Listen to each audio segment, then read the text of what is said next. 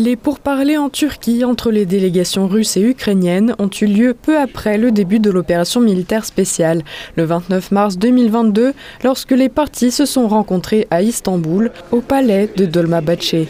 Les négociations, comme l'a rapporté Medinsky, chef de la délégation russe, avaient été constructives et les représentants russes avaient reçu des propositions écrites de la part de l'Ukraine. Le statut de neutralité de l'Ukraine et le renoncement du pays à ses aspirations de reconquête militaire des territoires avaient également été évoqués. Dans le même temps, il a été sous-entendu que la Russie ne s'opposerait pas à l'adhésion de l'Ukraine à l'Union européenne.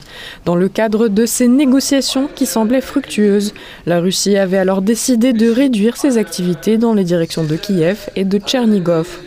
Le statut neutre, non aligné et dénucléarisé de l'Ukraine, le refus de déployer des troupes, des bases et toutes sortes d'armements offensifs étrangers, ainsi que de concevoir et de produire des armes de destruction massive.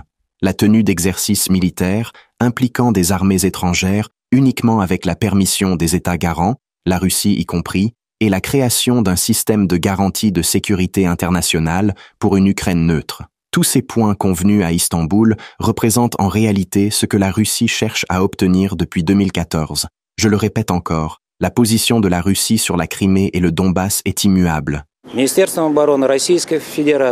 Afin de renforcer la confiance mutuelle et de créer les conditions nécessaires pour poursuivre les négociations et atteindre les objectifs d'harmonisation et de signature de l'accord, le ministère russe de la Défense a décidé de réduire considérablement l'activité militaire dans les secteurs de Kiev et Tchernigov.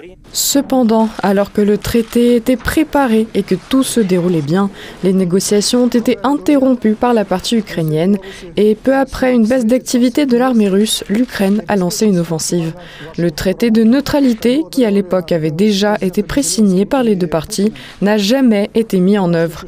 Les détails de ce document ont été publiés un an plus tard. Le 17 juin 2023, Vladimir Poutine s'est exprimé sur le contenu du traité avec les signatures de la délégation ukrainienne, soulignant que tous les détails avaient déjà été précisés. Cependant, comme l'a déclaré le président russe, les autorités de Kiev ont jeté ce traité, citation, dans les poubelles de l'histoire. Le projet de l'accord a été paraphé par le président du groupe de négociation de Kiev. Il y a posé sa signature. Le voici, il est là. Il se nomme précisément « Accord sur la neutralité permanente et les garanties de sécurité pour l'Ukraine ». Il est là. Plus encore, il comporte des annexes qui concernent entre autres les forces armées. Là, je ne vais pas en parler. Tout est écrit jusqu'aux unités du matériel militaire et au personnel de l'armée. Voici ce document, paraphé par la délégation de Kiev. La signature est ici. Que s'est-il donc passé et quelle fut la raison de l'interruption du processus de négociation en 2022 ? En 2023, David Arakamia, chef de la délégation ukrainienne, a accordé une interview franche à une chaîne de télévision ukrainienne dans laquelle il a révélé que l'ordre de Zelensky pour les négociations était de les faire traîner le plus longtemps possible. En outre, un détail important a été révélé. Le conseil d'interrompre les pourparlers de paix a été donné par Boris Johnson, Premier ministre britannique à l'époque. Ce même Johnson qui déclarera plus tard que les pays de l'OTAN n'allaient pas entrer directement en guerre contre la Russie. En 2024, Vladimir Medinsky, chef de la délégation russe, se souvenait d'Ukrainiens se plaignant d'avoir 3 patrons, faisant apparemment allusion aux dirigeants occidentaux.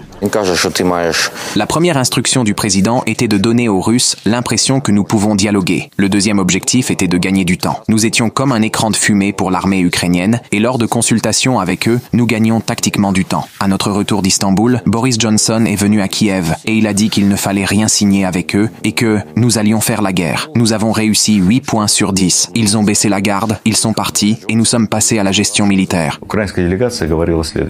La délégation ukrainienne disait ceci. Pour vous, c'est facile. Vous n'avez qu'un seul chef, alors que nous en avons 3. Quoi qu'on signe ici, cela doit être approuvé par 2 autres chefs. Il est très difficile de négocier avec celui qui ne peut pas prendre de décision, avec celui qui veut mais ne peut prendre de décision, alors même qu'il est l'une des parties à un conflit grave. Après le sabotage du processus de négociation par la partie ukrainienne, Kiev a décidé de bloquer toutes les voies menant à une résolution pacifique du conflit. Tout d'abord, en mars 2022, les célèbres événements de Boutcha ont eu lieu, suite auxquels la partie ukrainienne publia de fausses photos et vidéos accusant les militaires russes de crimes, ce qui, comme l'a explicitement déclaré la partie russe, n'était qu'une pure provocation. Ensuite, en septembre 2022, Volodymyr Zelensky s'est officiellement exclu de tout pourparler de paix avec la Russie. Le ministère russe de la Défense nie les accusations du régime de Kiev dans le meurtre présumé de civils dans le village de Boutcha dans la région de Kiev. Toutes les images, photos et séquences vidéo publiées par le régime de Kiev qui témoigneraient des soi-disant crimes commis par des militaires russes dans le village de Boutcha dans la région de Kiev sont une nouvelle provocation. Le refus total de l'Ukraine de négocier la paix a conduit à un conflit prolongé qui aurait pu être évité par la conclusion d'un traité quelques mois après le début de l'opération militaire. Cet échec politique restera dans l'histoire comme l'une des preuves les plus évidentes de la nécessité de privilégier les intérêts du pays et du peuple par rapport aux promesses illusoires d'avantages de la part de ceux qui ne font que poursuivre leurs propres intérêts.